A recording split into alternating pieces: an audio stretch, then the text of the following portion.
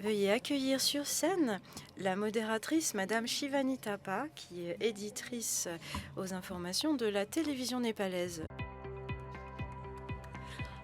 Very good morning. Bonjour à tous et à toutes.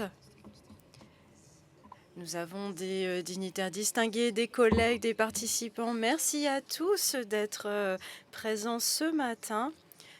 Même si nous avons fêté l'événement dignement hier soir. Je suis ravie qu'on ait pu déjà avoir d'excellentes présentations. C'était très fructueux. Je suis donc éditrice information à la télévision Nepal Television et je suis honorée de faire partie de cette session pour la 20e session de l'IGF. Un grand bonjour à nos participants en ligne. Lors de cette session, nous allons discuter l'un des sujets les plus pertinents de notre époque. Et ce n'est plus un risque émergent, c'est une vraie réalité urgente, complexe. Et c'est très personnel. Il s'agit de la sécurité des enfants à l'ère des algorithmes. Et nous savons tous que les algorithmes ne sont pas des outils passifs, nous en sommes bien conscients, puisqu'ils sont en réalité des architectes actifs de l'expérience numérique des enfants, qui façonnent pas seulement ce que les enfants voient, mais ce que nous voyons, combien de temps on reste sur nos écrans et comment on se sent. Nous parlons donc de la sécurité des enfants, comment la sauvegarder. Je suis donc journaliste et je couvre des sujets d'intérêt public et je suis également mère d'une adolescente. Elle est là, elle a 14 ans, elle est parmi vous.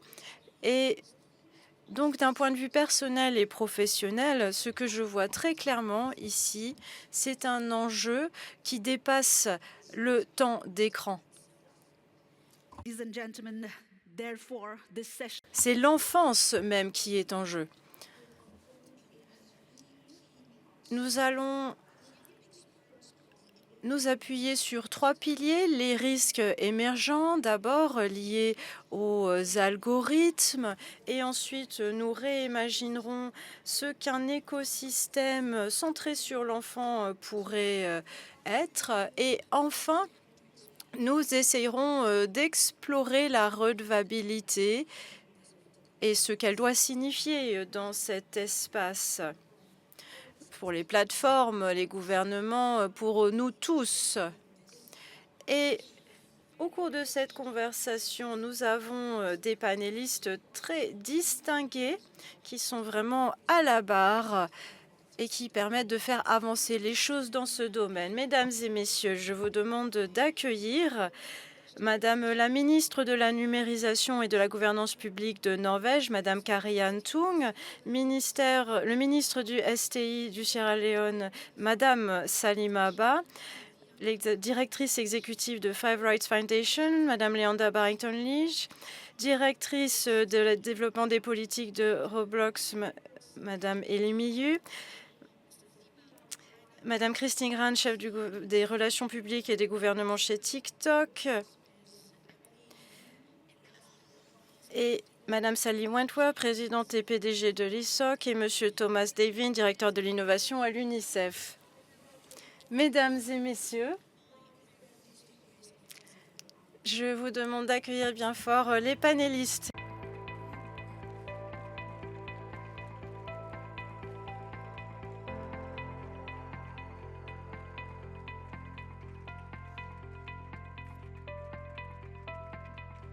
Such a pleasure it is, Madam Minister.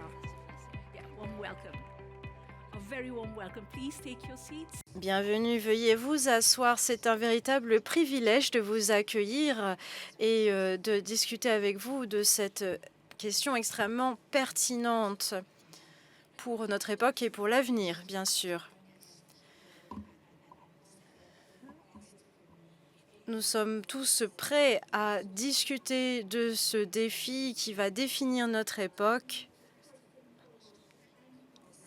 Et dans un souci de clarté, j'ai d'abord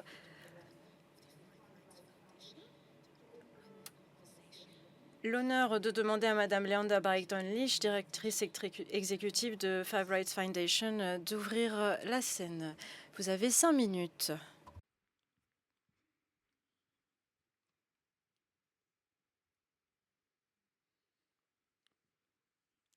Good morning.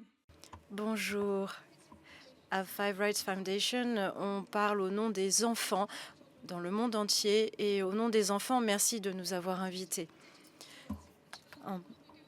Un enfant m'a demandé il n'y a pas longtemps sur le monde numérique, quand est-ce que les adultes vont défendre les enfants? Vous regardez tout ce qu'on fait en ligne, vous nous embêtez pour qu'on arrête de regarder nos écrans alors que vous êtes collés à votre écran. Quand est-ce que vous allez dire que c'est nous le problème alors que c'est un système? Pourquoi est-ce que vous ne nous défendez pas? Et elle avait raison, cet enfant. Les appareils numériques, aujourd'hui, c'est une des causes les plus importantes des disputes dans les familles. Google a dit que les enfants passaient 4 à 12 heures par semaine, les parents passaient 4 à 12 heures à gérer les âges de leurs enfants, de leurs écrans. Les enfants aussi se battent et ils sont en train de perdre. Ils perdent leur de contrôle, ils perdent le sommeil, ils perdent leur capacité à se concentrer, ils perdent leur esprit critique, ils perdent leur santé et parfois même leur vie. Et je n'exagère pas, je ne généralise pas. On le voit de plus en plus, à peu près la moitié des enfants disent qu'ils sont dépendants de l'Internet et un tiers disent qu'ils ne se sentent pas en sécurité en ligne. 3/4 des enfants disent qu'ils trouvent des contenus dérangeants, sexuels, violents. Un grand nombre est harcelé en ligne. La moitié des enfants sont face à de l'extorsion, à des pressions. Il y a des suicides, des abus sur les enfants et l'accélération de l'IA ne fait qu'accélérer ces risques. Et on n'est pas obligé de subir cela. L'expérience numérique des enfants, ce n'est pas forcément quelque chose qui doit être mauvais, mais on peut avoir une IA inclusive pour changer l'expérience des enfants et nos priorités doivent changer pour cela. La plupart des services où les enfants passent la majeure partie de leur temps ont un objectif: maximiser le temps passé sur l'écran et l'accès aux enfants. On a donc des notifications push, on a des jeux avec des récompenses et des algorithmes qui vous proposent des éléments similaires. Et les enfants sont contactés par des étrangers qui leur veulent du mal en ligne. On voit aussi des publicités pour des jeux, des sucreries et qui recommandent aussi des contenus nuisibles, qui recommandent le suicide. Et on a des algorithmes qui proposent des contenus nuisibles 5 fois plus que des contenus neutres. Et les enfants, à un clic, ils sont à un clic de devenir anorexiques et à 15 clics de se suicider. Et c'est l'avenir de nos enfants qui est en jeu. Les rapports de lanceurs d'alerte nous montrent que les géants de la tech sont parfaitement conscients qu'ils ont des effets nocifs sur les enfants et ils le font malgré tout. Il y a une plateforme que je ne citerai pas qui cherche à rendre les enfants addicts très rapidement. Et il suffit de 35 minutes passées sur l'appli pour qu'elle devienne une habitude. Et cet usage compulsif a des effets sur la santé, le raisonnement contextuel, le raisonnement critique et interfère également avec les responsabilités personnelles, les devoirs, le sommeil. Et les choses n'ont pas besoin d'être ainsi. Le monde numérique, il est fait par les humains et il peut être optimisé pour les biens comme pour le mal. Il doit être optimisé par défaut pour les enfants. Les droits des enfants, comme on l'a dans les conventions pour les enfants, doivent être respectés, y compris par le secteur de la tech. Les enfants ont le droit d'être exempts de de l'exploitation commerciale, ils ont le droit d'être libres, d'être en sécurité et le bien des enfants doit arriver en premier. Comme dans toutes les industries, le secteur doit se conformer aux lois et doit être redevable pour son impact par une surveillance démocratique.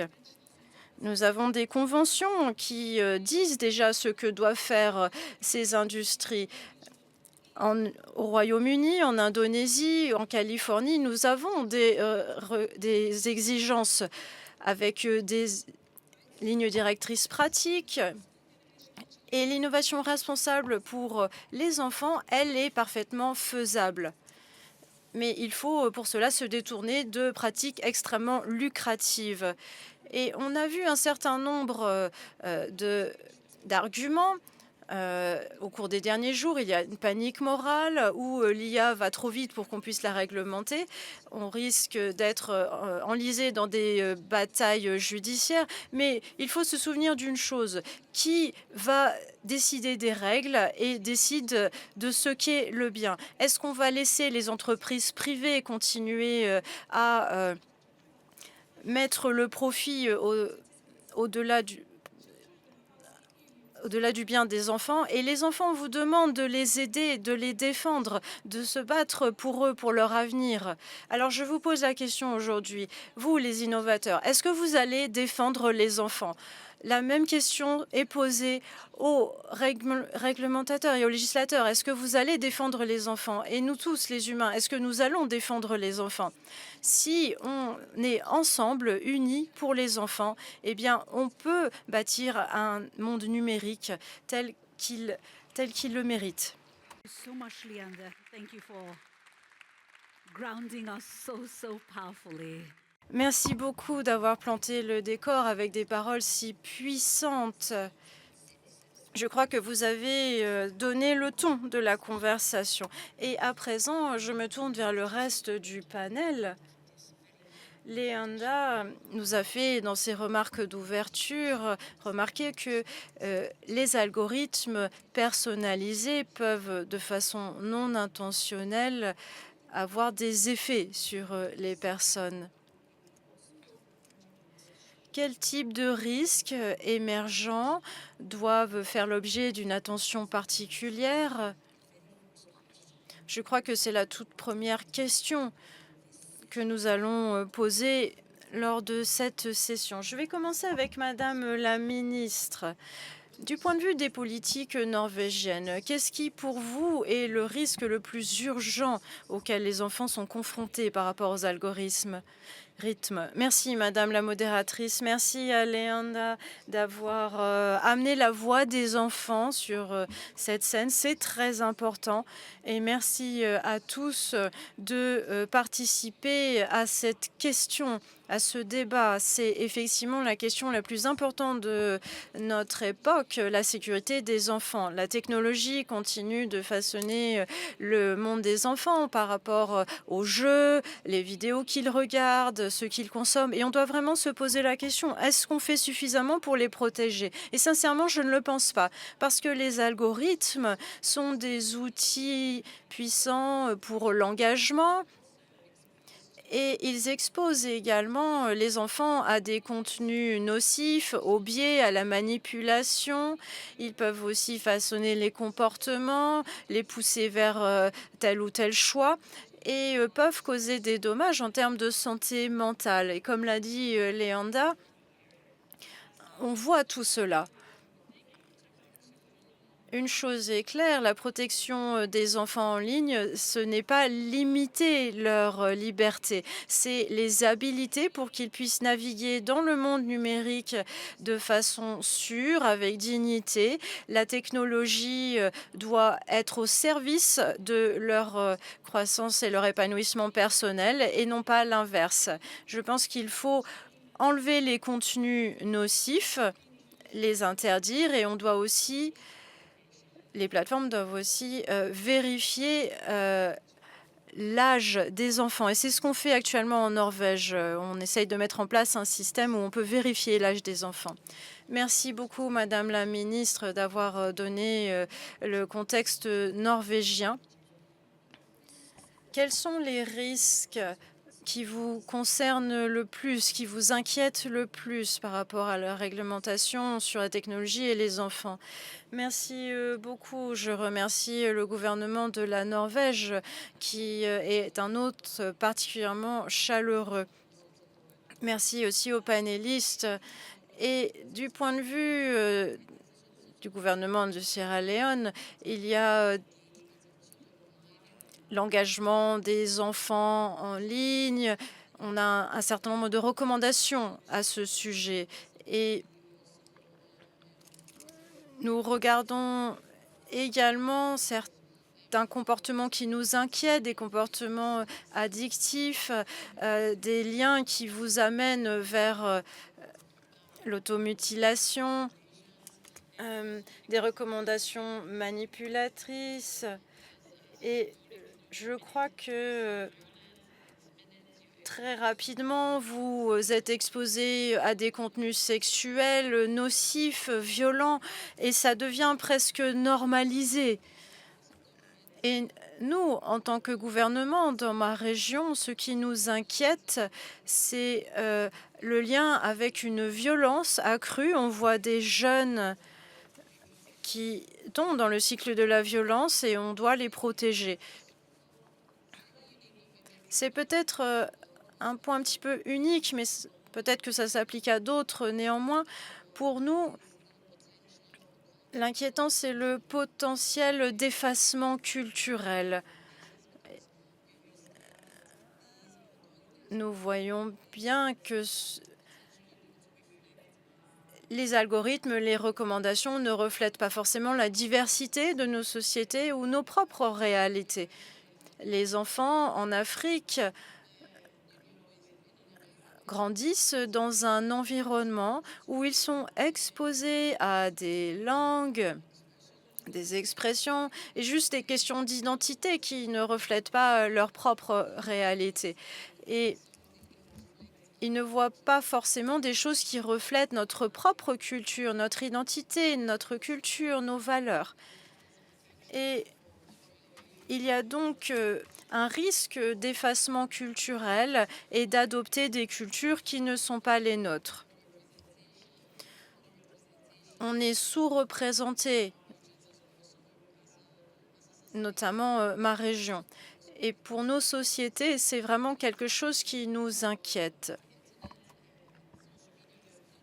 Internet et les réseaux sociaux, bien sûr, c'est bien pour que les jeunes puissent montrer ce qu'ils font, mais il faut aussi s'assurer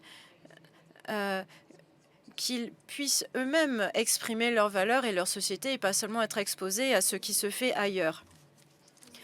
À TikTok, comment est-ce que la plateforme réagit à ces risques liés à l'algorithme pour les jeunes?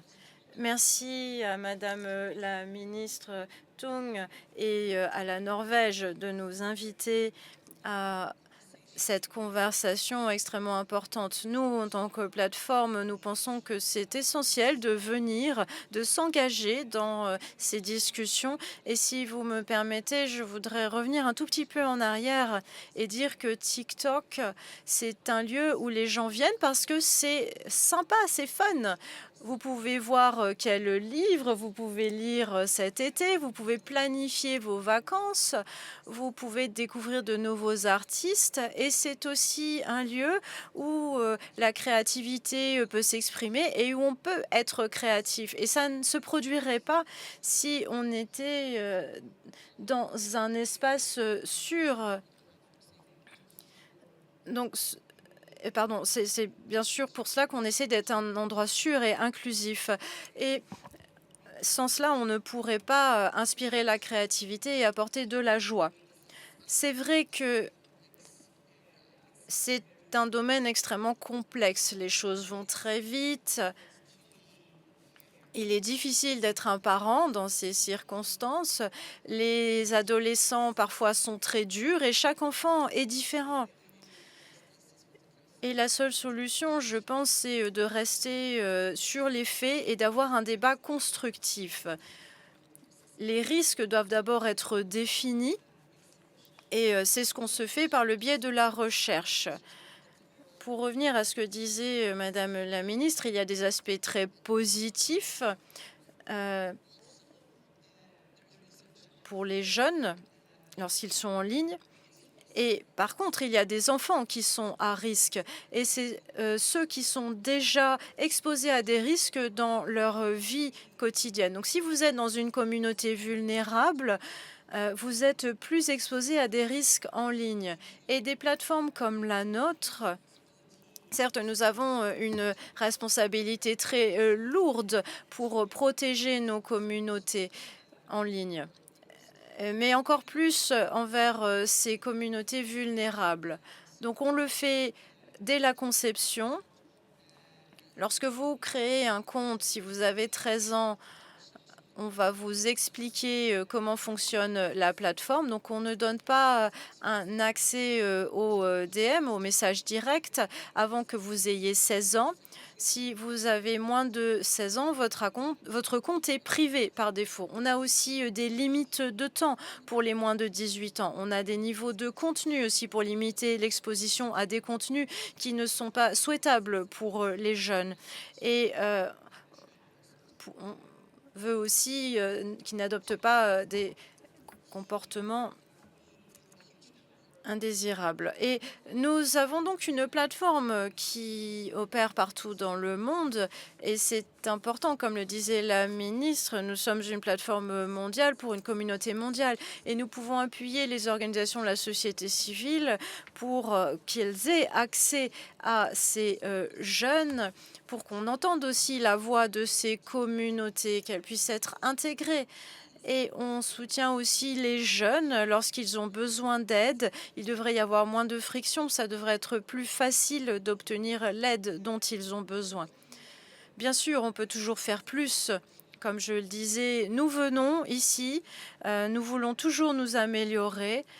Et un point important, c'est que la conversation reste basée sur les faits et qu'on trouve des solutions ensemble.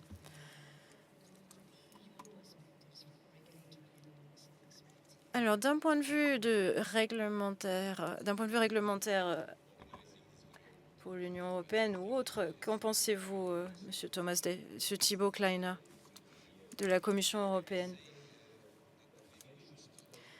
Et peut-être qu'on devrait arrêter d'utiliser le terme des natifs numériques quand on parle des enfants, parce que parfois, vous avez l'impression que vous pouvez complètement laisser les enfants livrés à eux-mêmes avec la technologie parce qu'ils vont s'en sortir. C'est juste que nous, on ne comprend pas aussi bien la technologie qu'eux.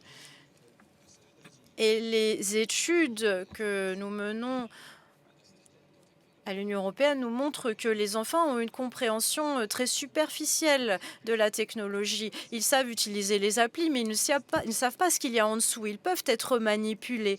Et on ne peut pas juste les laisser tout seuls. On doit endosser nos responsabilités. Et c'est ce qu'on fait à l'Union européenne. On reconnaît les bénéfices et les bienfaits de la technologie, mais on veut aussi que les fournisseurs de technologie prennent leurs responsabilités et disent non, non, ça c'est un problème ou une responsabilité pour les familles et pour la société. Et quand on regarde comment sont faits les algorithmes, on voit qu'ils induisent au comportement néfaste. C'est pourquoi nous avons mis en place une législation dure en Union européenne, mais avec les plateformes, puisque nous voulons aussi qu'ils aient la place pour développer des produits innovants.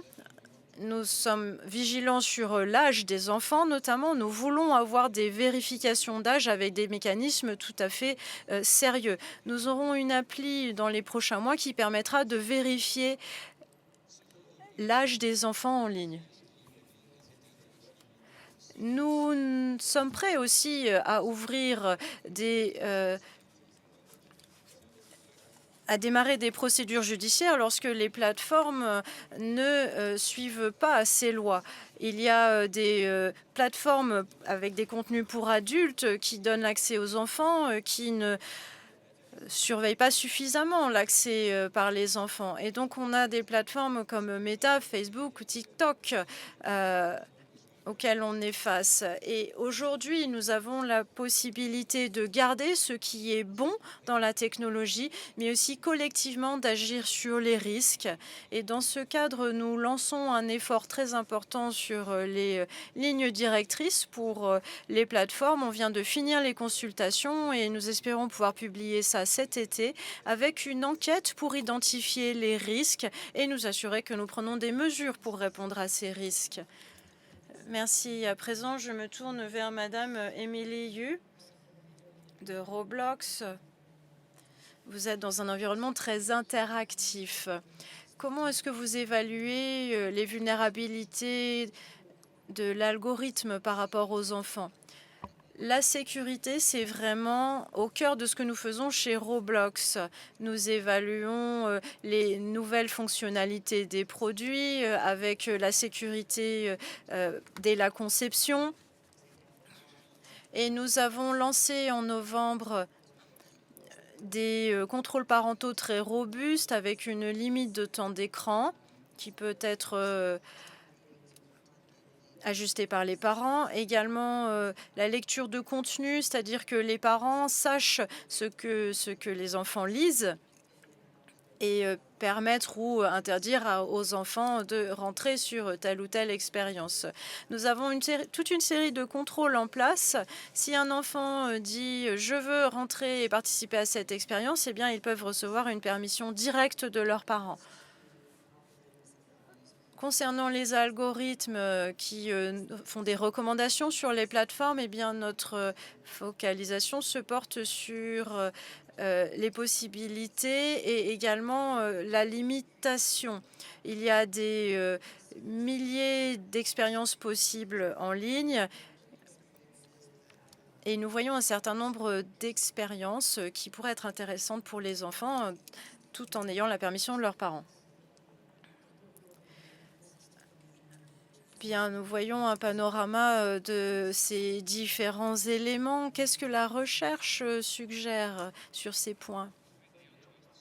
Je crois que Léandra a vraiment coupé l'herbe sous le pied. Elle a vraiment bien cartographié tous les risques. Alors, du point de vue de l'UNICEF, nous voyons la technologie comme quelque chose de politique, de positif sur les résultats du climat, de un certain nombre de choses qu'on peut apprendre. Mais bien sûr, il y a des risques. Et je vais revenir un petit peu sur ce que disait Léandra et mettre l'accent sur certains des points qu'elle a mentionnés. Il y a des questions sociétales en jeu.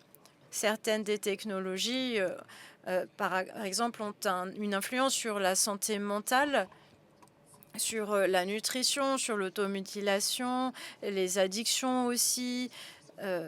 On voit qu'elles sont en croissance explosive. Et on voit aussi un certain nombre de genres, c'est-à-dire que les filles ont une addiction aux réseaux sociaux, les garçons ont d'autres types d'addictions. Et encore une fois, il y a des risques et des effets sociétaux par rapport à l'utilisation de ces technologies. Et pour être un peu plus philosophe, on risque de perdre le concept de réalité. Ces algorithmes amènent les enfants vers des choses qu'ils croient être vraies. Et les enfants sont absolument certains, au bout du compte, que c'est la vérité. Et ils sont de plus en plus réticents à s'ouvrir à d'autres qui disent « mais non, ça, c'est pas vrai » ou « ça, c'est pas ma vérité ». Et on met en jeu ce concept de la vérité, des faits. Et tout le monde, même les adultes, sont nourris de ce qu'on croit. Et cela renforce nos convictions. Léandra parlait du rôle de la neuroplasticité. Alors, c'est-à-dire ces temps d'écran, quel effet ça va avoir sur le cerveau? sur le cerveau des enfants essentiellement. Et on ne sait pas encore ce qui va se passer. Pour nous, ça devrait être une priorité en termes de recherche, d'études neurologiques, de comprendre. Peut-être qu'il y aura des gains, on ne sait pas, mais il y aura probablement des choses qu'on perd aussi. Euh, Moi, personnellement, en tant qu'adulte, eh bien, je lis de moins en moins parce que mon cerveau est de moins en moins patient avec une attention prolongée, par exemple. Et j'ai 2 adolescentes, j'ai peur que mes enfants, ce soit la même chose. Et également la capacité d'agir. On a des enfants qui sans doute se sentent dépouillés de plus en plus de leur capacité d'agir par la technologie, parce que la technologie les dirige vers telle ou telle voie. Et c'est vraiment une question de santé publique. C'est un domaine qu'on ne comprend pas encore, qui va avoir des conséquences sociétales et des coûts économiques si on ne gère pas les choses correctement. Merci beaucoup. Hearing across sectors. Alors, ce que nous entendons de la part de tous ces secteurs représentés, eh bien, c'est un certain optimisme, un engagement également dans vos façons de penser, mais aussi une préoccupation partagée. Ces systèmes algorithmiques ont finalement des conséquences pour le développement, la santé mentale des enfants sur beaucoup d'aspects, et ce, de façon qui nécessitera des actions de plus en plus coordonnées. Et c'est ce qu'on a entendu là, je crois. Alors maintenant, je propose qu'on essaie d'identifier des solutions. On a cartographié un peu les risques, mais maintenant, si on devait recréer ces environnements des réseaux sociaux, et si le bien-être des enfants était vraiment au cœur de cela, que ce n'était pas une pensée qu'on aurait par après, mais que ce serait finalement le principe fondamental, eh bien, qu'est-ce qu'on aurait? Et comment peut-on s'assurer que les jeunes ne sont pas seulement consultés, mais qu'ils sont impliqués dans la mise en place de systèmes gouvernant leur vie numérique? Je commence par vous, Léanda. Oui. Comment s'assurer que les jeunes sont inclus de façon qui a un sens? Les enfants doivent être inclus. Il n'y a pas d'enfants ici dans la pièce aujourd'hui et généralement, ils sont laissés de côté. Mais là, je parle d'enfants. On parle de jeunes aussi, de 20, 25, 30 ans. Le problème, c'est que eux, ils sont déjà plus ou moins des adultes. On ne peut pas ignorer complètement les enfants, les plus jeunes. Alors, comment s'assurer qu'on aura les bons principes au centre? J'en ai mentionné quelques-uns de ces principes. Il y en a certainement d'autres. La sécurité par défaut, la protection des données aussi, et il faut aussi la possibilité de couper, éteindre et de les couper des réseaux pour s'assurer que ce qui est à eux reste à eux. Le code de création NIA, bon, c'est un protocole très technique, c'est un guide par étape pour poser les bonnes questions. Je l'ai partagé, consulter les bons experts, ensuite des tests, la documentation, qui décide sur base de quels critères, et poser les bonnes questions, c'est bien souvent ce qu'il y a de plus important, plutôt qu'il y ait prescription de ce qu'on pense être la bonne réponse. Ça, c'est un processus qui mène à l'évaluation de risque, à l'atténuation de risque. Donc, n'excluez pas les enfants, c'est un des principes. Et s'il vous plaît, ne remettez pas la charge sur les parents, les contrôles parentaux. Ça ne fonctionne pas. Et puis, cette histoire des natifs, etc., ça ne fonctionne pas forcément. Alors, le contrôle du contenu, les contrôles parentaux, l'âge, c'est pas la solution. Christine, je me tourne vers vous. TikTok est très populaire parmi les publics jeunes. Alors, comment avoir une infrastructure algorithmique qui tiendrait compte ici du bien-être des enfants? Qu'avez-vous à dire à ce propos?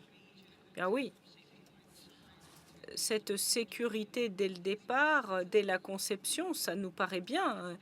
Et la sécurité par défaut pour les jeunes publics.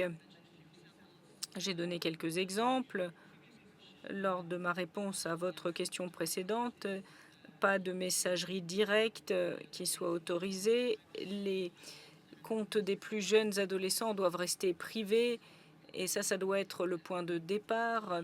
Et puis, une fois qu'ils grandissent, eh bien, de plus en plus de fonctions de la plateforme peuvent être accessibles. Donc ça, on est d'accord là-dessus. Et puis, on est d'accord aussi pour dire qu'il faut écouter la communauté et les utilisateurs les plus jeunes de nos plateformes. L'année dernière, nous étions la première plateforme à mettre en place un Conseil mondial des jeunes. Nous avons eu des représentants du Brésil, du Nigeria, de la Pologne, de l'Indonésie, une quinzaine de pays en tout. C'est un forum où ces jeunes peuvent nous faire part de leur point de vue. Et peut-être encore plus important, c'est une façon pour nos leaders de les écouter et d'avoir leur première contribution. Notre PDG était là lors de ce premier conseil des jeunes. Moi, je serai présente d'ici une quinzaine de jours à un tel conseil. Pour moi, c'est vraiment une plateforme importante. On travaille aussi avec les chercheurs pour entendre ces jeunes de façon peut-être plus indirecte à travers la recherche. Et on n'écoute pas seulement, on change les choses. Et ça, c'est une prochaine étape importante, parce que sinon, écouter, ça ne servirait pas à grand-chose. Un exemple concret. On a travaillé avec Internet Matters, une ONG britannique.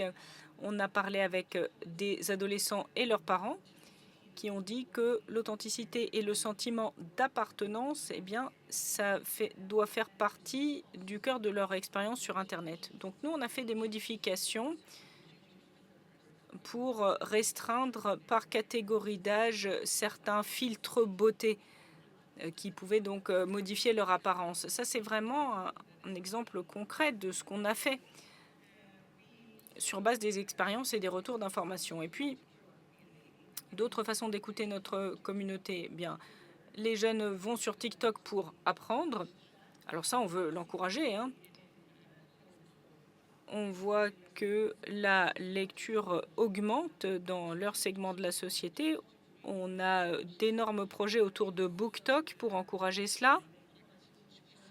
On veut faire des choix de produits conscients pour capter finalement cet intérêt éducatif pour TikTok.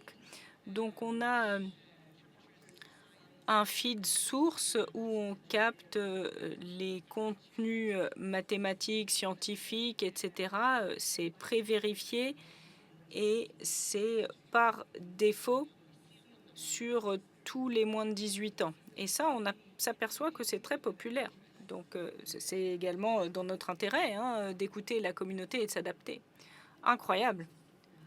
Alors, Madame Tung, d'un point de vue politique, de gouvernance, avoir des systèmes centrés sur l'enfant, ce ne sont pas seulement des principes qu'il faudrait là, mais des droits, une législation. Quel cadre pourrait garantir que leurs voix sont bien entendues?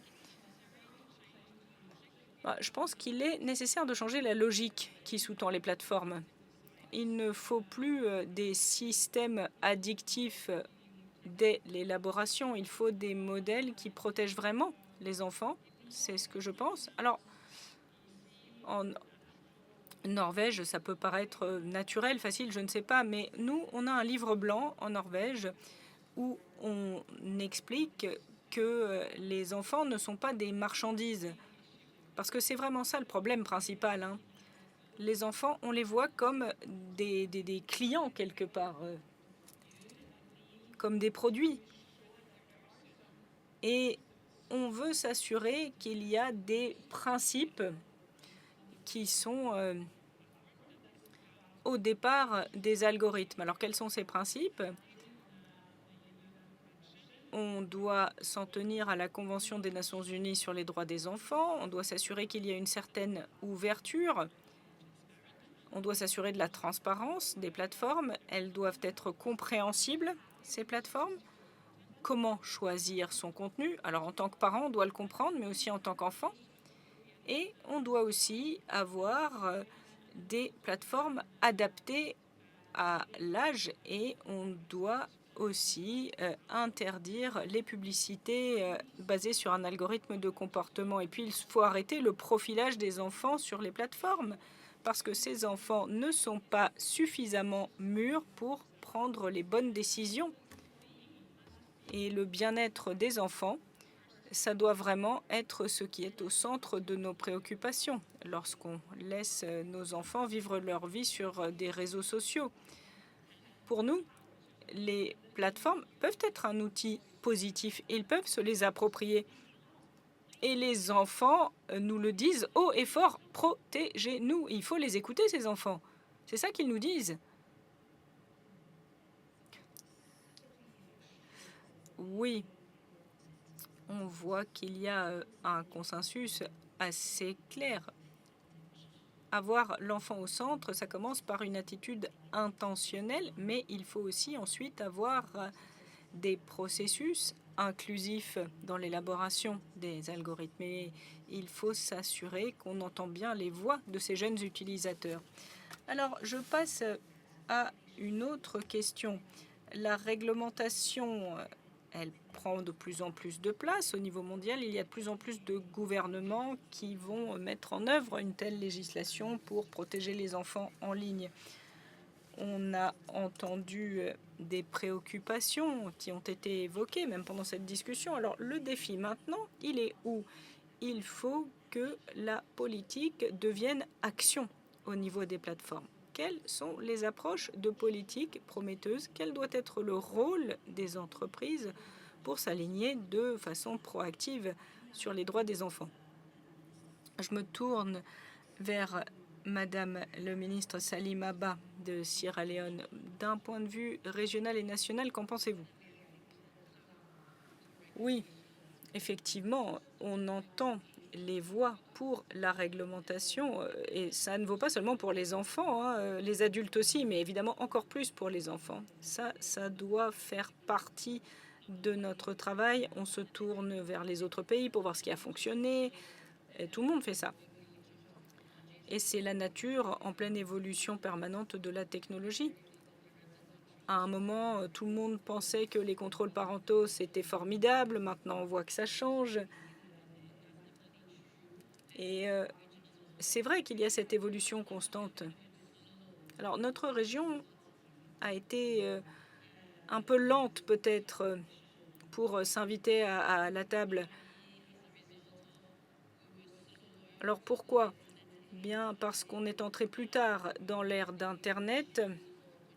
On faisait face à des problèmes de connectivité, et puis la question du coût, la question d'accessibilité aux infrastructures, aux appareils. Mais maintenant, on voit dans notre région qu'Internet est partout, qu'on a accès de plus en plus aux appareils connectés.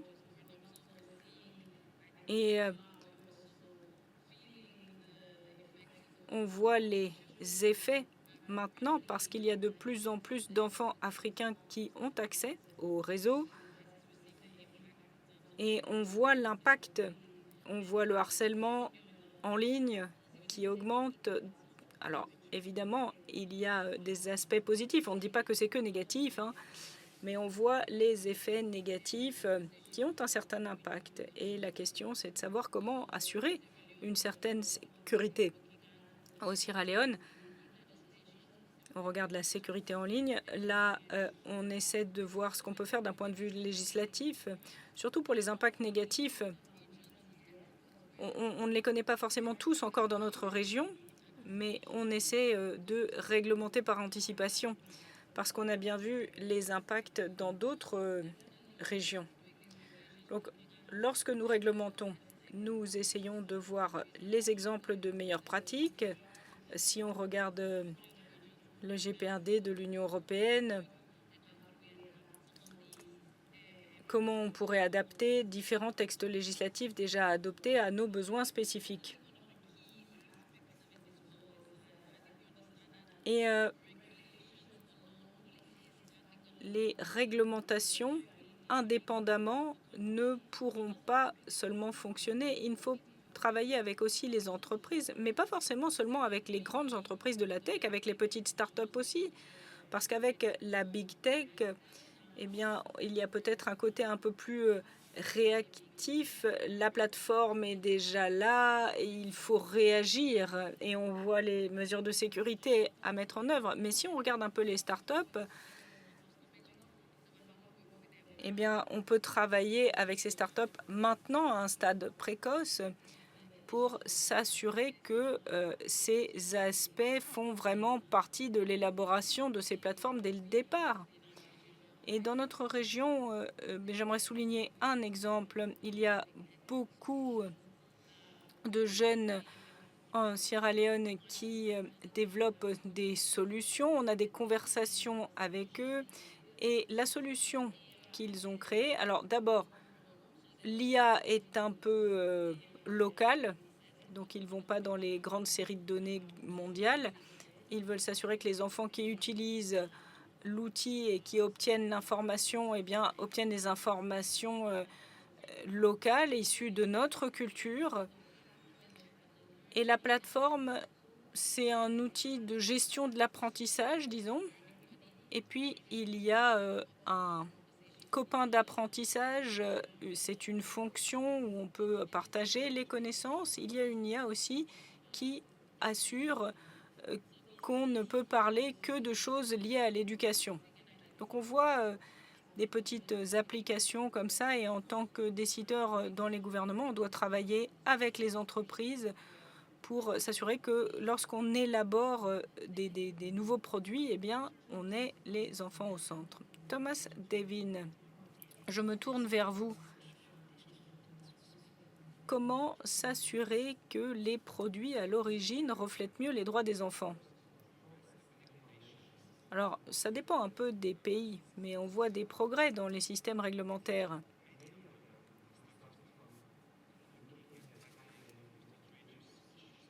Alors, il y a des questions qui ont déjà été traitées, le grooming en ligne, la prostitution des enfants. Donc ça, c'est bien. Mais ensuite, il faut voir comment d'autres aspects de la technologie peuvent être nocifs, et ça prend plus de temps. La plupart des pays réglementent la technologie en général sans s'intéresser peut-être particulièrement aux enfants. Certains le font plus vite que d'autres. Alors, il faut une alliance entre l'approche réglementaire et l'approche de supervision. Est-ce que c'est mis en œuvre? Est-ce que ça fonctionne? Et qu'est-ce qu'on fait si ça ne fonctionne pas, surtout? Parfois, c'est assez vague, hein. Qu'est-ce qu'on fait dans ces cas-là si l'enfant n'est pas au centre? Si il y a ce système addictif dès l'élaboration, qu'est-ce qu'on fait dans ces cas-là? Et ce n'est pas forcément très clair dans la législation.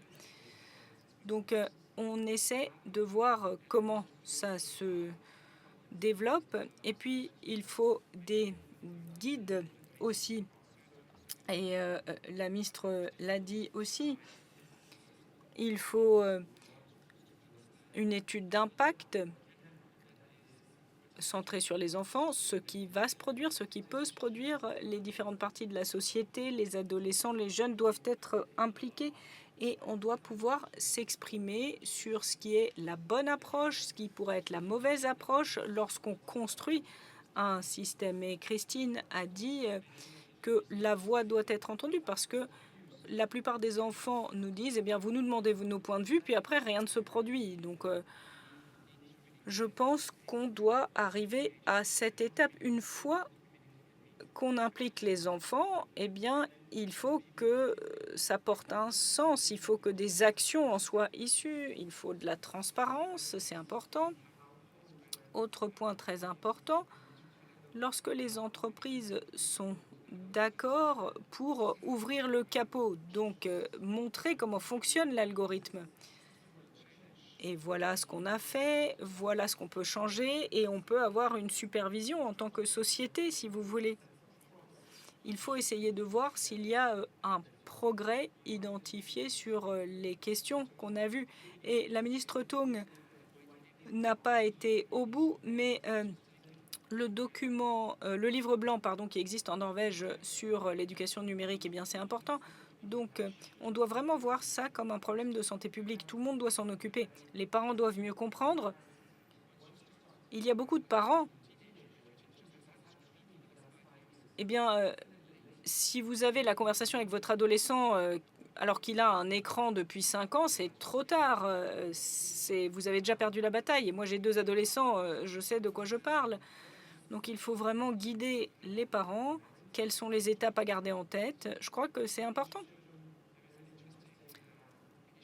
Il y a une initiative intéressante en Écosse où le Parlement des enfants en Écosse doit agir en miroir au Parlement des adultes avec l'Institut Alan Turing sur des questions d'intelligence artificielle.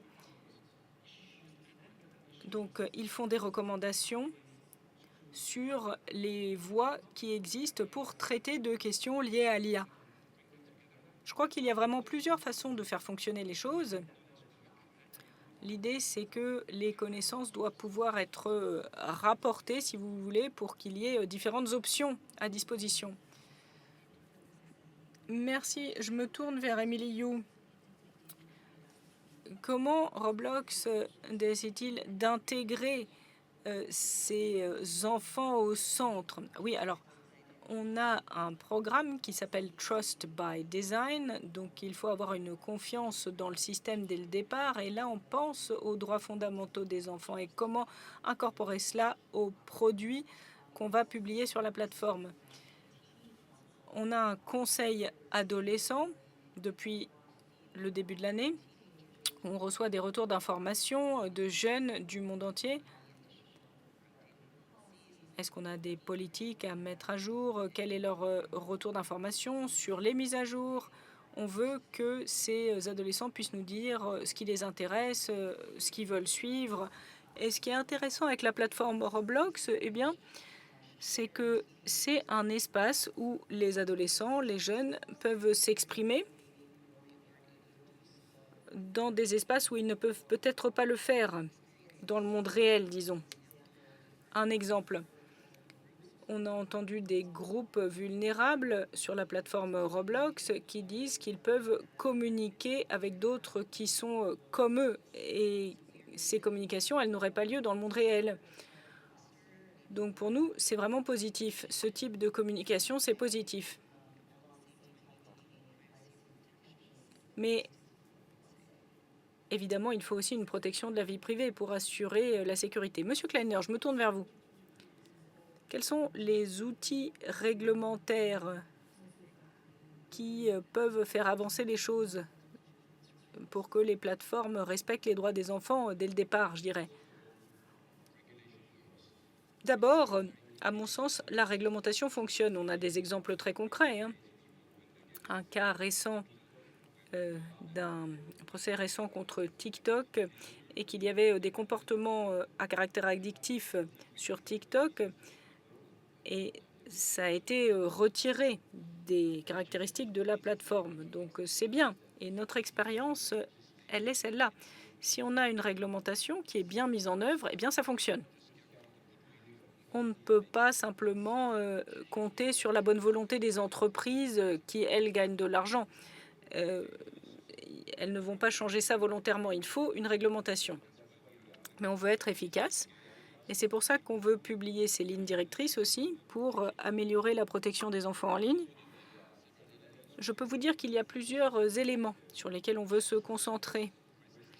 Des méthodes pour restreindre l'accès à des contenus qui ne sont pas adaptés à l'âge. Alors, il y a 4 procédures ouvertes contre ces plateformes à contenu purement adulte. Ensuite, des contacts non sollicités par des étrangers qui doivent être limités et les systèmes recommandés doivent réduire les risques pour les enfants et surtout ces risques d'être emmenés vers des contenus indésirables. Les enfants doivent avoir la possibilité de prendre le contrôle, à savoir bloquer des utilisateurs ou les mettre sur mute, la possibilité de ne pas être invité dans certains groupes. Donc je crois vraiment qu'à travers une réglementation, on peut mettre cela en œuvre. Autre élément très important, on doit être sérieux, hein. On ne doit pas simplement dire que la sécurité des enfants, c'est important sans rien faire. C'est pour ça qu'on est en train de mettre en place des mécanismes robustes pour identifier l'âge des utilisateurs en ligne. Il faut savoir quand quelqu'un est un mineur, parce que sinon, vous les exposez à des contenus potentiellement dangereux. Et je crois que c'est très bien ce que fait la Norvège avec le livre blanc. Beaucoup d'éléments positifs, mais j'inviterai la Norvège à adopter la législation européenne sur les services numériques et des dispositions similaires pourraient être adoptées dans d'autres pays. Parce que c'est la seule façon de changer la réalité. C'est la seule façon de changer les fournisseurs de contenu aux plateformes et leur comportement. Dernier point, on est à l'IGF, n'est-ce pas? Et ce qui est un peu triste, je dirais, c'est qu'on ne voit pas suffisamment de services émerger en ligne qui se tournent vers les enfants comme public. Et c'est peut-être vraiment le défi pour la communauté. Il faut développer du contenu vraiment pour les enfants. Et ça pourrait être un business model pour des entreprises. Ce n'est pas le cas aujourd'hui. Et je crois que c'est pour ça que nous courons à l'échec. Parce qu'on essaie de réparer quelque chose, mais qui n'est pas pensé pour les enfants au départ. Alors, ce qui apparaît, c'est la réglementation et la responsabilité et le lien entre les deux. La politique peut évidemment créer un bon terrain, mais les entreprises doivent intégrer les droits des enfants dans l'élaboration de leurs produits. Alors, assurer que les plateformes servent l'intérêt public, surtout pour les enfants, ça ne peut pas revenir à une partie prenante. Il faut une collaboration intentionnelle entre les secteurs au-delà des frontières. Quelles sont les étapes concrètes qui peuvent être menées par les organes internationaux, par les entreprises, par les gouvernements, pour que cette responsabilité partagée soit vraiment une réalité? C'est une question que j'adresse d'abord à Madame la ministre Tung. Je crois qu'il faut agir de façon plus coordonnée. Personne ne peut résoudre cette question seul. Donc d'abord, les organisations internationales doivent être mieux coordonnées. On a entendu l'Union européenne, on a entendu UNICEF, la Five Rights Foundation. Beaucoup de connaissances importantes sont disponibles. Donc, il faut qu'on ait une meilleure coordination de tout cela au niveau international. Ça, c'est la première étape. Et puis, deuxième étape, les gouvernements doivent avoir de bonnes réglementations, de bonnes lois. À l'heure actuelle, nous est en train de mettre en place le processus d'adoption de la loi sur les services numériques de l'Union européenne. Et les entreprises doivent assumer de plus grandes responsabilités pour que leur plateforme soit plus sûre pour les enfants. Donc si les gouvernements, les entreprises, les organisations internationales assument leurs responsabilités, on fera un grand pas en avant. Et moi, j'aimerais remercier les entreprises de la tech. Elles ont pris de bonnes décisions depuis les débuts des discussions sur ces enfants. Mais il faut faire encore plus, je crois. Je vais revenir vers vous, Madame le ministre. Mais Monsieur Devin, comment l'UNICEF, entre autres organisations, peuvent-elles contribuer à l'institutionnalisation de ces responsabilités? C'est pas facile. On fait face à une réalité où il y a beaucoup d'entreprises qui cherchent ce que cherchent les entreprises, c'est-à-dire à gagner plus d'argent. Et lorsqu'on parle de comportement addictif, eh bien, ça fait partie de ce qui garde les utilisateurs sur la plateforme. Et les organisations internationales n'ont pas le pouvoir de traiter de cela. Donc, ce qu'on essaie de faire, nous, c'est de comprendre comment on pourrait avoir une plateforme réglementaire qui soit un incitant. si l'entreprise peut se dire, eh bien, si j'agis de la bonne façon, eh bien, c'est bien. Si je ne le fais pas, il y aura des conséquences. L'Union européenne en a parlé. Donc, il faut regarder cela avec un aspect win-win, si vous voulez. On essaie de mieux comprendre le coût de l'inaction. On est très clair là-dessus. On est très clair maintenant sur le sucre, sur l'alcool, sur le tabac, sur les stupéfiants, mais pas ici. D'un point de vue sociétal, quel sera le coût? Le coût en termes de PMB aussi. Donc, on essaie d'avoir des bonnes pratiques, de les partager, comment bénéficier de l'expérience norvégienne, écossaise, et puis d'un point de vue du système éducatif aussi. Les enfants doivent être acteurs de leur propre vie. On a parlé des compétences numériques, on a parlé de ces natifs numériques. Bien, ils doivent être mieux équipés pour comprendre comment fonctionnent ces technologies, pour pouvoir faire des choix informés. Et à un âge assez précoce, une fois qu'on comprend finalement tous ces systèmes, eh bien, on peut gérer ses propres risques de bien meilleure façon. Et puis, il faut que les parents aient aussi ces connaissances. Comment est-ce que je peux aider mon enfant? Un peu de la même façon que bien, si on est à l'ère de jeu, on ne va pas suivre un adulte qu'on ne connaît pas, même si l'adulte dit qu'il vient vous chercher à la place de maman. On a un mot de passe, on développe des techniques avec les enfants pour éviter ça. Et là, les enfants doivent apprendre à comprendre quels sont les risques des plateformes, voilà les limites qui existent, voilà les limites qu'on a en tant que famille, en tant qu'utilisateur, on doit avoir les limites, etc. C'est important, mais il va falloir reconnaître que ce n'est pas quelque chose de nouveau et c'est un problème de santé publique, il faut traiter comme tel. As I ask you to add. Merci. Et Madame Yu, est-ce que vous pourriez rajouter quelques éléments sur vos propres réflexions, sur les partenariats qui vous permettent de faire avancer vraiment les droits et la protection des enfants sur les plateformes? Je crois que les réglementations que j'ai trouvées les plus rapides, c'était la loi au Royaume-Uni sur la sécurité dès la conception. C'est-à-dire qu'on vraiment on soutient les droits des enfants, ça permet de les protéger. Et je crois qu'il y a un certain nombre de choses qu'une entreprise peut faire. Il y a notamment l'engagement multipartite, c'est-à-dire rentrer dans des groupes de travail de l'industrie pour résoudre un certain nombre de problèmes. Par exemple, nous sommes dans la coalition Tech et le programme Lanterne pour faire part des signaux entre les entreprises qui permettent d'agir contre les sévices sexuels sur les enfants. Et bien sûr, on essaye de développer des produits en gardant à l'esprit la sécurité des enfants. Une autre solution, ce serait, comme je le disais, la sécurité dès la conception. La sécurité, c'est vraiment la composante fondamentale de nos produits, de tout ce qui est publié sur notre plateforme. Pour nous, c'est essentiel, vu notre public qui a très largement moins de 18 ans. On a une responsabilité envers eux de prendre soin d'eux. Et participer aussi et faire participer les jeunes, qu'ils nous donnent leur retour sur leurs expériences de la plateforme.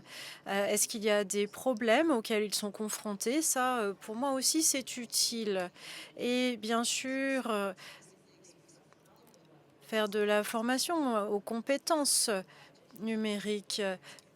Pas seulement expliquer ce que Roblox c'est, mais vraiment expliquer aux parents et aux enfants de quoi ils retournent pour assurer la sécurité et la protection des enfants. Madame Leanda, pour vous, une collaboration porteuse de sens dans le cadre du plaidoyer pour les droits des enfants, qu'est-ce que c'est? Je crois qu'il y a un certain nombre de lacunes. Ça a déjà été mentionné, mais c'est vrai que les gouvernements ont un rôle essentiel à jouer. L'autoréglementation, ça n'a pas joué, mais la réglementation, ça fonctionne. J'ai bien aimé ce que disait la Commission européenne et le code de la conception sur l'identification des enfants. Les gouvernements doivent réglementer, mettre en œuvre, faire appliquer leur législation et il faut donc des ressources et une volonté politique. Ils doivent aussi investir dans le renforcement des capacités de la société civile, la sensibilisation, parce qu'il y a des groupes qui aident les communautés et ces communautés n'ont pas les connaissances, la capacité de comprendre ce domaine seul. Donc il nous faut vraiment des ressources, un renforcement des capacités. Les organes internationaux doivent continuer à promouvoir la cohérence. Ça, c'est un problème qui concerne tout le monde et il nous faut des solutions mondiales pour tous. Les rôles techniques et les organes techniques de l'industrie aussi ont un rôle à jouer pour des normes techniques, des mécanismes de certification, plus précisément former les ingénieurs qui doivent comprendre les besoins des enfants et pour protéger leurs droits. Et bien sûr, les entreprises de la tech doivent jouer le jeu. Ils doivent simplement pouvoir innover, oui, mais répondre aux demandes. Et la demande ici, ce sont des services et des produits qui sont réellement bénéfiques aux enfants. Je me tourne à présent vers Monsieur Kleiner. Comment est-ce que le cadre réglementaire peut encourager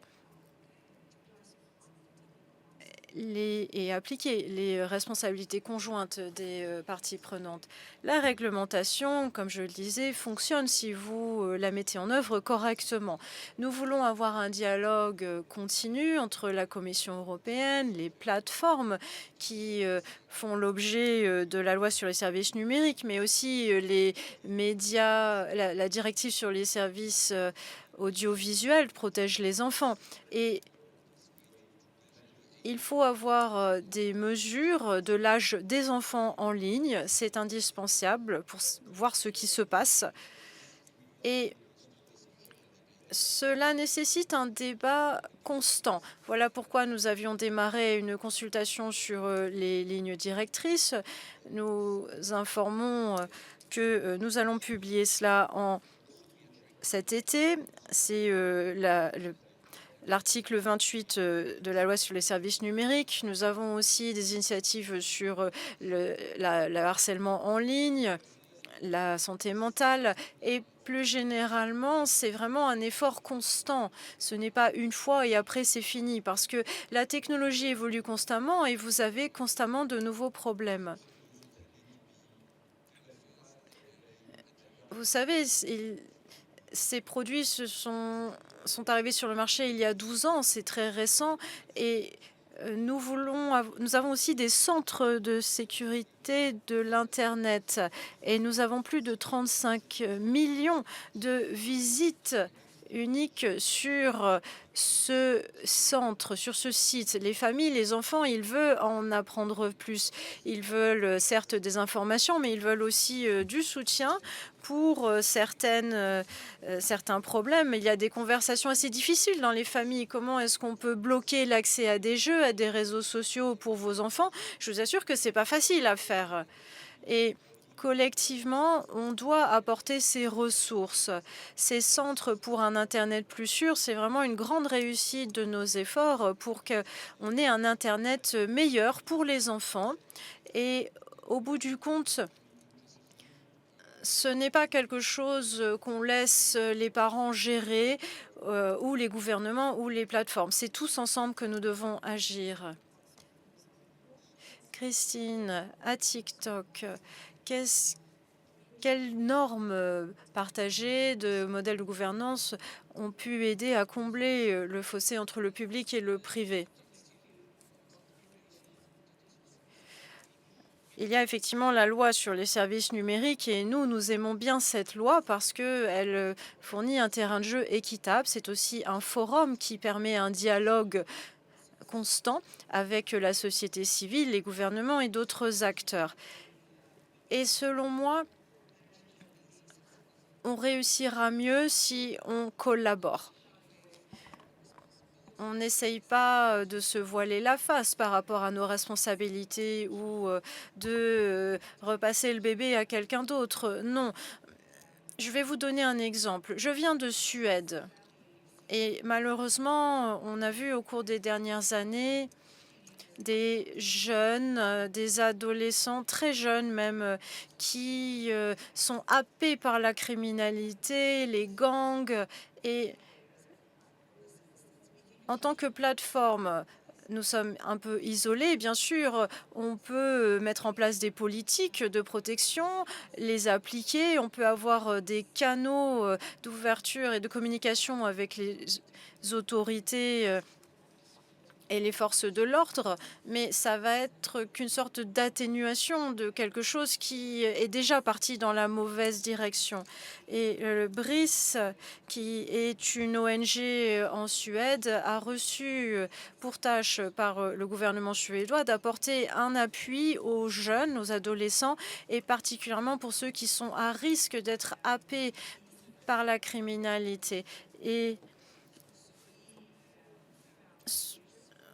on a trouvé des créateurs qui n'avaient pas encore été entendus et qui pouvaient être des voix pour combler les fossés. On a trouvé aussi des agences qui pouvaient trouver des expressions qui vraiment parlaient à ces jeunes. Nous avons aussi lancé des campagnes stratégiques et malheureusement, vu le sujet dont on parle aujourd'hui, on a bien vu qu'il y en avait besoin. Et d'un point de vue, disons que 60% des appels à la hotline de la campagne ont été réalisés. C'est dans un pays où on a 10 millions d'habitants et 3,2 millions d'utilisateurs sur TikTok. Et 2,7 millions ont consulté et ont vu ces vidéos. Nous sommes aussi en dialogue avec le ministère de la Justice. On a donc rassemblé les ONG, la société civile, les gouvernements, certaines plateformes pour qu'on puisse avoir ce dialogue et faire passer ce message. Et c'est devenu une initiative nordique. On essaye vraiment ensemble, au niveau nordique, de résoudre ce problème.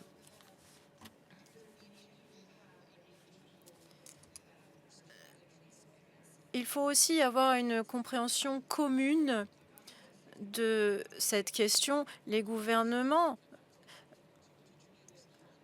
doivent utiliser les plateformes comme TikTok pour savoir ce qu'ils essayent de réglementer. Et ça permet aussi de faciliter la communication.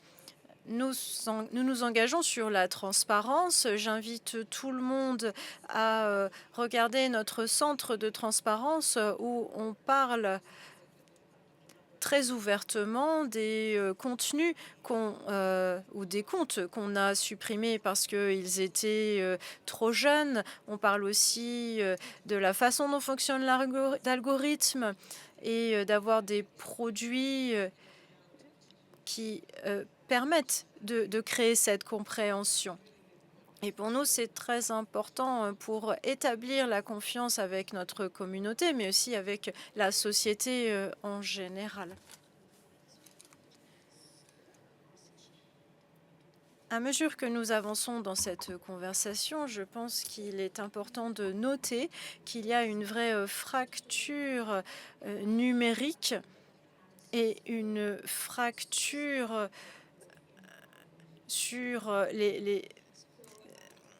la structure générale qui permet d'habiliter le monde numérique. Et je crois que l'un des grands défis du gouvernement, des entreprises, des acteurs, c'est cela.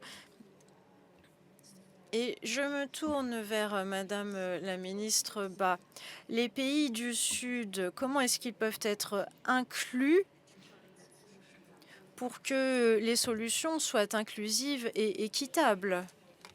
Merci. J'aimerais vraiment me faire l'écho de ce que disaient mes collègues, c'est-à-dire le besoin de collaboration entre les institutions internationales, les compagnies de la tech, la société civile. Il nous faut une approche multipartite. Ce n'est pas du ressort simplement du gouvernement ou des entreprises. Il faut que toutes les parties prenantes collaborent. Un autre point, il me semble important, c'est que les plateformes sont de façon inhérente dans l'intérêt public et elles jouent un rôle dans l'avancement des sociétés. On parle d'exposition des utilisateurs et là, l'objectif est de s'assurer que tout le monde a accès aux mêmes opportunités. On voit des jeunes aujourd'hui qui ont des aspirations qui vont au-delà de ce qu'ils voient comme réalité immédiate. Et nous, les gouvernements, nous utilisons ces plateformes pour que la sphère publique, qui auparavant était contrôlée par quelques médias, eh bien, soit beaucoup plus ouverte, parce qu'on a aujourd'hui ces plateformes qui ouvrent la sphère publique, qui s'adressent aux adultes, aux enfants, et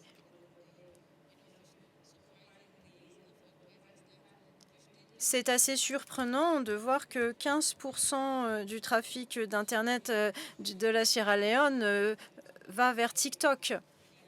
Et vous imaginez l'impact que cela peut avoir sur la société. Par exemple, TikTok travaille avec des bureaux africains pour s'assurer que ces plateformes soient sécurisées, parce que c'est un bien public en quelque sorte, mais il y a un besoin de sécurité parallèlement. On fait donc des formations, des renforcements de capacités. Également, nous déployons des plateformes et nous essayons d'être plus efficaces pour contrer ces contenus nuisibles. Et l'un de nos problèmes, c'est que ça nous a paru un processus très lent. C'était assez difficile de rapporter ces contenus qui nous semblaient nuisibles. Parfois, les signalements venaient de l'extérieur. Et pour conclure, même au niveau des gouvernements, je crois qu'il y a un réel besoin de collaboration, même entre nous, pour comprendre notamment l'espace. Nous, les ministres, sommes responsables de l'économie numérique, mais il y a aussi un ordre du jour ministériel. D'un autre côté, il faut protéger les enfants. Et là, on doit inclure le ministère de l'Éducation, nous assurer que ces plateformes numériques soient disponibles dans le cadre de l'éducation et améliorent les résultats de l'éducation. Vous avez ChatGPT, vous avez l'IA qui peut aider à l'éducation. Et le ministère de l'Éducation aussi s'intéresse à la question des deepfakes. Il faut s'assurer que les gens puissent reconnaître un deepfake. Et quand vous êtes dans une société qui n'est pas forcément très compétente en termes numériques, quand les gens voient des deepfakes, c'est sur des plateformes de réseaux sociaux et les gens croient que c'est vrai. Et nous, les gouvernements, devons être suffisamment flexibles pour répondre rapidement. Les parlements aussi doivent être de votre côté et notre message, c'est vraiment une collaboration à travers tous les secteurs. Merci, Madame la ministre. Nous nous rapprochons de la fin de cette conversation. On savait bien que 90 minutes, ce ne serait pas suffisant. Mais je suis sûre que ça ajoute une pierre à l'édifice que nous sommes en train de construire. Et nous nous dirigeons donc vers les conclusions de cette session. Je vais demander aux panélistes de faire une conclusion en moins de 60 secondes, un message clé ou un appel à action. Nous allons démarrer avec Thomas Davin. Ah, j'espérais passer un peu plus tard, je ne suis pas complètement prêt. Mais bon, le potentiel de la technologie est immense quand on voit les résultats que cela peut apporter aux enfants. Et ces plateformes où le gaming peuvent vraiment faire apprendre beaucoup de choses aux enfants. Il faut juste faire attention à quoi elles sont exposées. Et les risques sont réels. Ce qu'on voit, c'est qu'il faut agir urgemment. Et on n'a peut-être pas agi jusqu'ici suffisamment rapidement au niveau mondial. Peut-être que l'UE est un petit peu en avance, mais on doit s'appuyer sur les leaders de l'industrie. On peut regarder ce que fait TikTok ou Roblox parce que ça nous permettra d'avoir un monde avec les enfants au cœur de ce monde et, comme on l'a dit, écouter les voix des différentes communautés, des acteurs, et en mettant notamment la sécurité dès la conception, voir ce qui fonctionne et ce qui ne fonctionne pas. Émilie? Oui, nous voulons que les enfants restent au cœur de ce que nous faisons. Nous prenons en compte les divergences d'opinion et on a vu peut-être autrefois des tensions entre la sécurité et l'innovation et pour nous, on peut avoir les deux en même temps. Voilà, on fait de notre mieux pour être divertissant, pour que les enfants puissent parler au-delà des frontières tout en gardant leurs informations sécurisées et protégées. La Commission européenne. D'abord, je tiens à remercier la Norvège qui a organisé ce forum de l'IGF. C'est vraiment exceptionnel. On a eu des discussions très importantes et lumineuses. Et je vais faire un appel à action parce que, selon nous, ce n'est pas suffisant de comprendre les questions en jeu. Maintenant, il faut agir de façon collective. Il faut regarder ce qu'a fait l'Union européenne au niveau de la législation, l'étendre au monde entier, c'est-à-dire avoir de véritables mesures pour identifier l'âge des enfants, des mesures qui fonctionnent, et faire en sorte que l'Internet soit un lieu meilleur pour les enfants en termes de contenu et en termes de services qui vraiment ciblent les enfants, parce que la technologie, c'est une opportunité formidable et nos enfants sont géniaux. Merci. Christine Gran? Nous voulons être une plateforme où les gens s'amusent, peuvent continuer à explorer, à créer. Et la sécurité, bien sûr, ne va pas forcément empêcher cela. On n'arrive pas forcément à faire tout bien, même si on investit beaucoup dans la protection de nos utilisateurs. Et on veut continuer à écouter, à apprendre et à répondre aux défis actuels.